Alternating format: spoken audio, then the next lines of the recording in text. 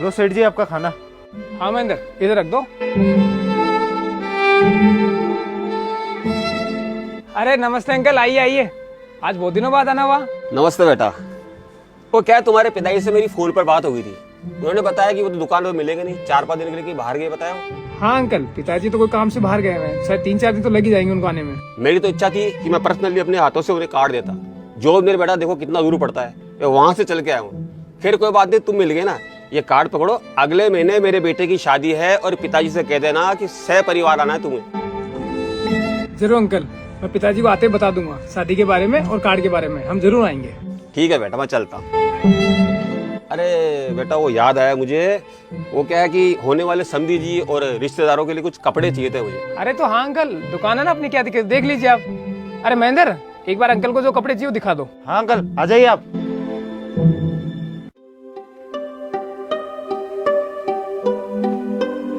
लीजिए अंकल, आपने जो सामान बोला वो मैंने सारा ला दिया। और कुछ चाहिए?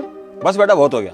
अच्छा ठीक है, आप उधर जाइए, मैं इसका है ना एक बार बिल बनवा देता हूँ और सेठ जी को बता देता हूँ। ठीक है। सेठ जी, मैंने आपका सारा बिल क्लियर कर दिया, उस 500 रुपये रखे वो मैं बाद में दे दूंगा। हाँ हाँ कोई दिक्कत नहीं नितिन भाई, आते जाते 1-2 दिन में दे जाना आप। ठीक है।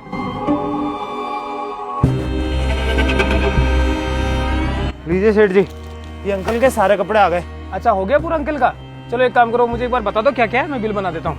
देखिए सेठ जी, ये 3 तो हैवी बेस है और ये 3 जरी की साड़ियाँ हैं। ठीक है।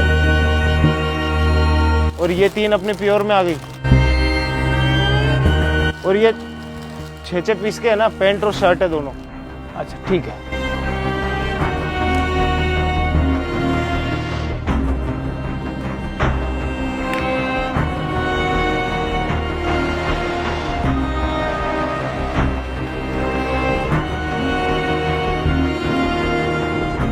अंकल वैसे आपके हो गए 35,000 रुपये, लेकिन मैंने घर के हिसाब से पहले डिस्काउंट करके कि आपको बोलना ना पड़े 32,000 रुपये कर दिया। 32,000 रुपये कर दो मेरे को। अरे बेटा मुझे तुम पे पूरा विश्वास है, इस तारीख के अंदर तुम गलत थोड़ी ना लगाओगे। लेकिन बेटा बात ये कि अब ये जो बिल है ये शादी के 10 दिन बाद में तुम्हें पेमेंट करूंगा। अंकल मैं हाथ जोड़ के माफी मांगता हूँ आपसे ना, बुरा मत मानिए, लेकिन आपको ये जो बिल बनाना ये केस में देना पड़ेगा, मैं उधार नहीं दे सकता। अरे तो बेटा मैं कौन सा भाग के जा रहा हूँ, शादी के 10 दिन बाद तो मैं तुम्हारा पूरा पेमेंट कर ही रहा हूँ ना। अब रिश्तेदारी के अंदर इतना तो कर ही सकते हो। अंकल अगर रिश्तेदारी की बात है ना तो आप मुझे बोलिएगा, शादी के 2 दिन पहले आपके वहाँ आ जाऊंगा और जो बोलेंगे वो काम करूंगा शादी में। लेकिन देखो, दुकान अलग रिश्तेदारी अलग, धंधे के अंदर मैं रिश्तेदारी नहीं रखना चाहता। अब बेटा तुम तो क्या है रिश्तेदारी बिगाड़ने वाली बात कर रहे हो।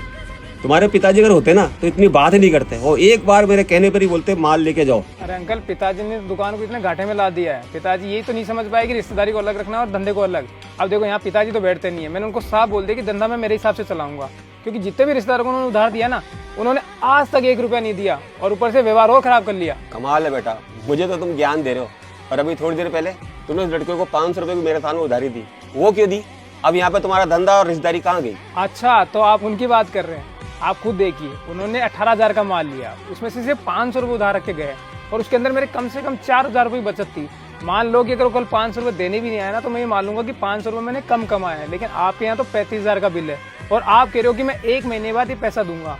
और उसके अंदर भी ये नहीं कि आप मेरी बचत है पूरी मूल रकम लेके जा रहे हो, मैंने आपको डिस्काउंट तो पहले ही कर दिया जो बचत थी, और ये मुझे गारंटी है कि आप ये पैसा अगले 1 महीने बाद भी नहीं दोगे। कमाल कर रहे हो यार बेटा, तुम सीधी गाली दे रहे हो, मतलब मैं चोर हूँ जो तो ये माल लेके चला जाऊंगा, पैसे भी नहीं दूंगा।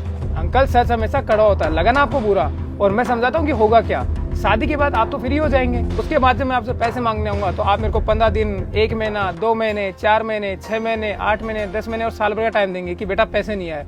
और साल भर बाद जब मैं गुस्से में आऊंगा, परेशान हो जाऊंगा, तो बात आपको सुनाऊंगा तो आप वापस मेरे को 4 बार सुनाएंगे, रिश्ता खराब हो जाएगा उस टाइम पे। अरे बेटा हर आदमी एक जैसा नहीं होता, ये 5 उंगलियां बराबर नहीं होती है। तुमने क्या है गधे घोड़े सब एक समान कर दिए। अरे मैं ईमानदार आदमी हूँ और पैसा टाइम पे दूंगा, कभी रिश्ता खराब नहीं होने दूंगा। अंकल ये सब पहले कहने की बातें होती है, पैसा लेने के बाद कोई रिश्तेदार ऐसी बातें नहीं बोलता, बाद में तो झगड़े होते हैं। और आप मानोगे नहीं, ये जो मैं माल लेता हूँ ना दुकान में जितना भी, अगर वहाँ पे मैं 45 दिन के अंदर पैसा ना पहुँचाऊँ ना तो वहाँ मेरे 2 रुपये ब्याज का लगता है। आप तो मेरे को ब्याज का पैसा दोगे नहीं, ऊपर से मैं अगर बात बोलूंगा तो आप मेरे को पता नहीं क्या क्या सुनाओगे। इससे अच्छा है कि अंकल रहने दीजिए, मुझे उधारी देनी नहीं है, आपको रिश्ता रखना है तो रखिए। देखो नाराज होने वाली बात नहीं, लेकिन मैं उधार नहीं दूंगा। फिर रहने दो बेटा, मुझे भी ऐसा रिश्ता नहीं चाहिए जो ना मुझ पर विश्वास करे और ना मेरे आड़े वक्त में काम आए। देखा अंकल, पैसों के लिए ये रिश्ता 1 साल बाद खराब होता, मैं यही बोल रहा था ना, और ये रिश्ता आपने अभी खराब कर लिया पैसों के लिए। चलो कोरना, ये तो होता रहता है दुकानदार के साथ। अब आप बताइए, शादी में पधारना है या यहाँ भी नहीं आना? अब जब रिश्ता खराब हो ही गया बेटा तो रहने दो, फिर ये कार्ड मुझे वापस कर दो तुम। अरे क्या सेठ जी, आपने तो एक उधारी के चक्कर में रिश्ता ही खराब कर लिया। अरे तो क्या गलत कर दिया मेरे भाई, मेरे को भी दुकान चलानी है, हमेशा घाटे में तो ना चलानी है इसको।